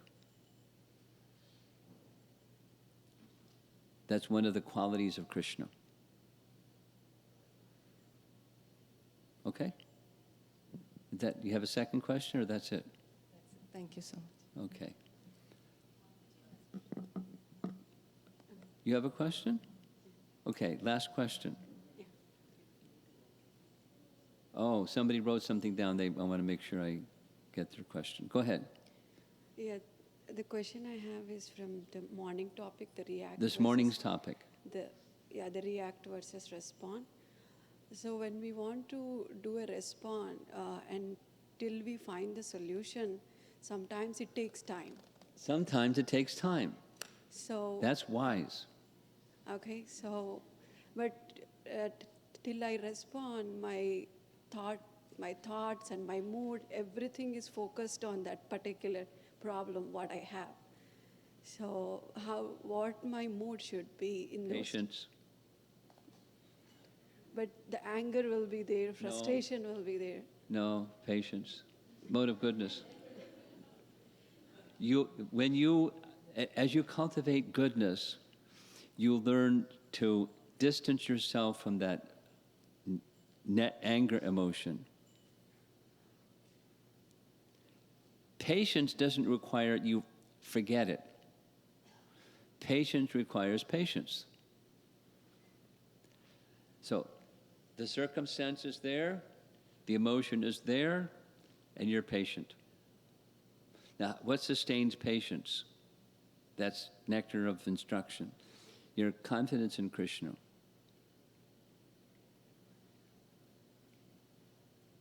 But my mood is completely focused on that, right? So how do I get out? You have to. My advice is the big picture is my advice. The big picture, by that it means there's life, and life is not this one thing. Life is the big picture. This is an important part of the big picture, but it's just part of the big picture. And life goes on. And there's thising and thating and the other thing and duties and responsibilities and roles and life. Now, that doesn't require that I forget this one thing. But if I obsess about this one thing, it becomes bigger than life. And that's not life. Life is the big picture. So even if you see a quick solution, it may be advisable to not do it because you just transit quickly into the obsession and the doership, I'm going to fix the problem mentality. That's false ego. Yeah. Krishna doesn't like that. And we want to please Krishna, not just like fix the problem because I'm obsessing about it. So patience is sometimes good.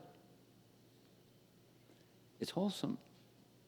Because then I can just rely on Krishna, not on, my smart plan, my strategy to deal with this thing. Yeah. Thank you. Easier said than done, but it's a mode of goodness combined with relying upon Krishna.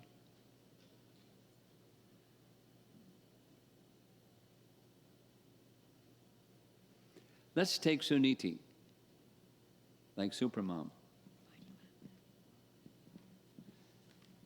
She saw her son, she knew the whole situation, Uttanapada, Sunasti, the whole thing. She didn't obsess. She wanted a solution. She didn't see a solution. While her son was gone in the forest, she was praying to Vishnu every day, probably many times, certainly multiple times during the day, for the protection of her son. And her son came back, protected and perfected. Because, that's what Vishnu does. He reciprocates with those who take shelter of him. And she knew that. She had all faith in that. So, something that you can try to strengthen is your faith in Krishna. Because that will give you the patience needed to not be obsessive about the thing that hurts. He'll be your protector more than 1,000,000 moms or 1,000,000 good ideas to deal with that thing that's like hurts.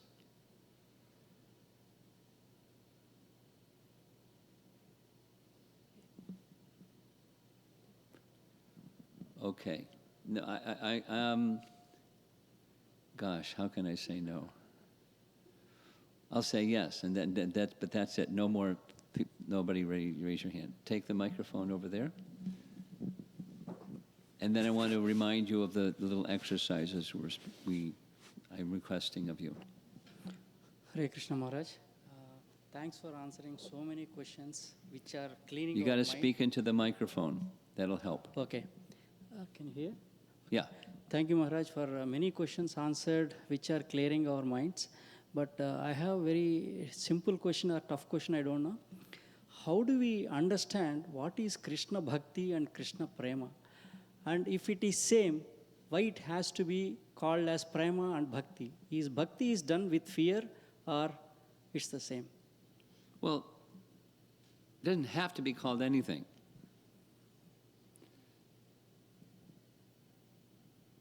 Is that all right? Maharaj?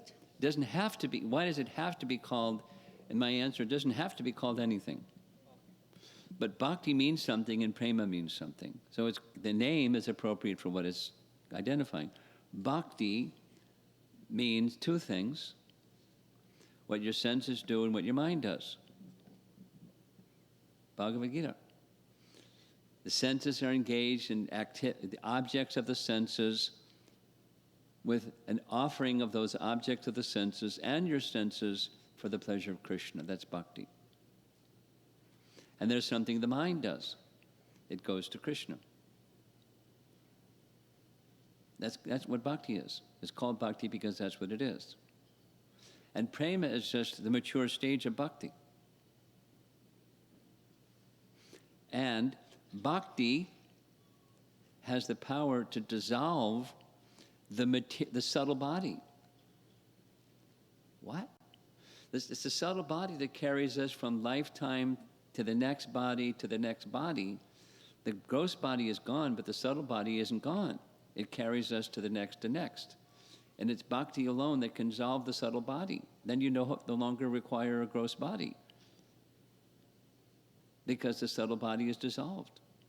And the subtle body is where we have false ego, material intelligence, and the material mind that's reading things wrongly. And it's dissolved. That's at the prema stage.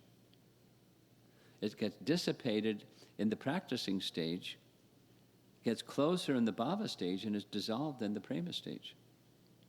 So there's names because it's just appropriate for the stages and the process itself. So now I'm being reminded for the third time, somebody has a written question, and I'll answer it. Try.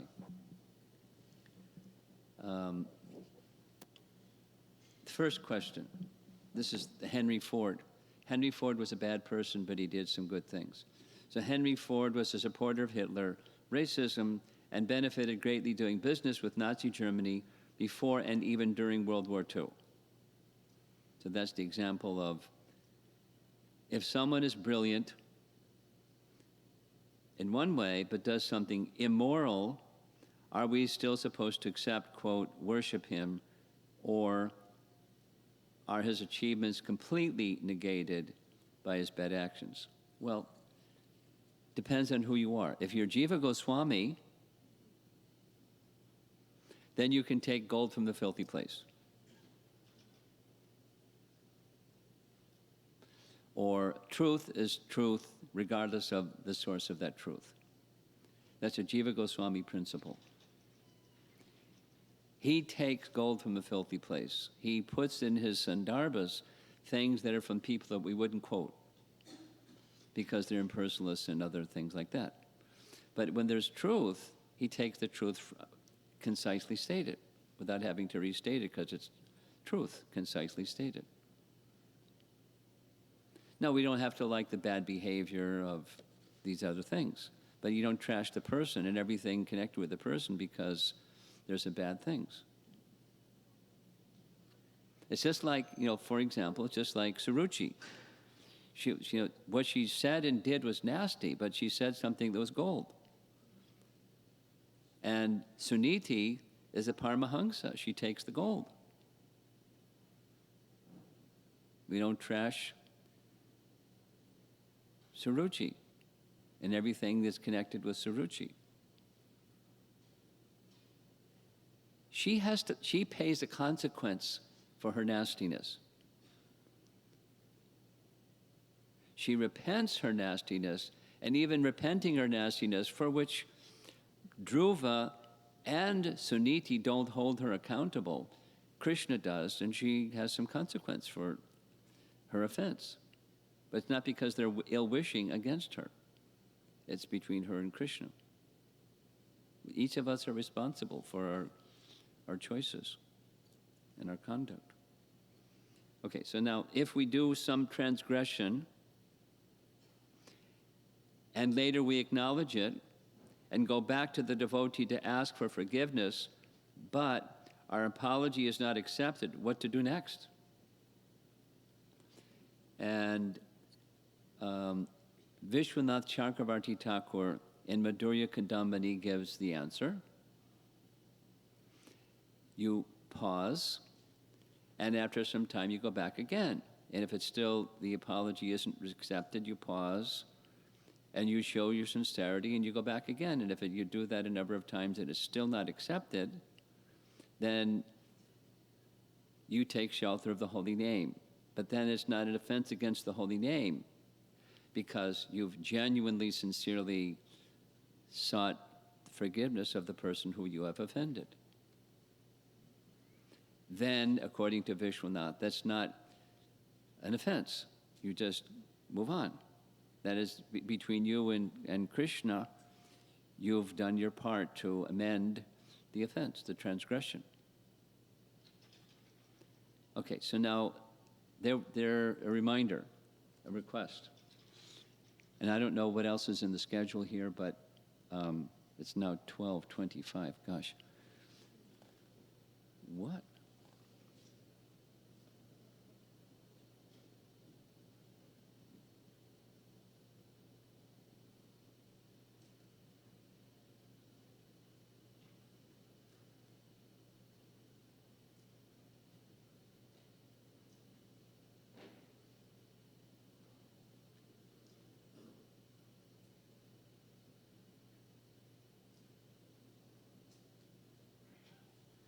Okay, this is the third of the exercises. So if you like having that same little group that you had before, that's nice. If you want another group, that's nice. But discuss how, there's three things. Acceptance, and were this principle of acceptance to be applied in principle in your life, it can help. You can take a specific situation if you like, but it can help sustain balance in both your internal and external devotional life. You can go, I haven't been accepting, and if it were to accept, this would be helpful and balance my spiritual life. Another reminder was some situation when you felt there was some specific reciprocation with Prabhupada or your spiritual master, where you felt accepted, even you had kind of messed up. There was acceptance from them. And then the third was you had this other discussion exercise, and if you didn't finish it, you could continue it.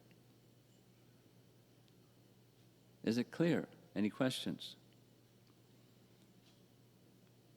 Yes. What you do with your family and the community, and then what you do with your mind. That's the internal. The mood of bhakti and how you orient and direct your mood of bhakti internally. When you have your hand in your bead bag, or you're standing at the kitchen when you're moving about.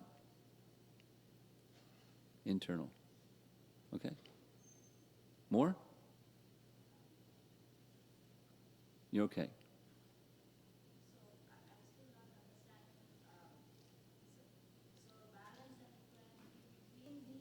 No, within yourself.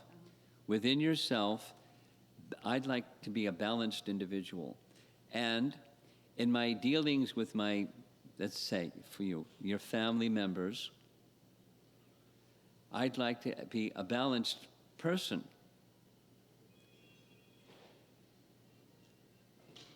Or the community, or whatever the circle you want, the interpersonal dynamic of your life. I like to have balance and have equanimity within myself in my dealings with others and my internal life. Okay. take as long as you like. There's no bell going to be rung at the end.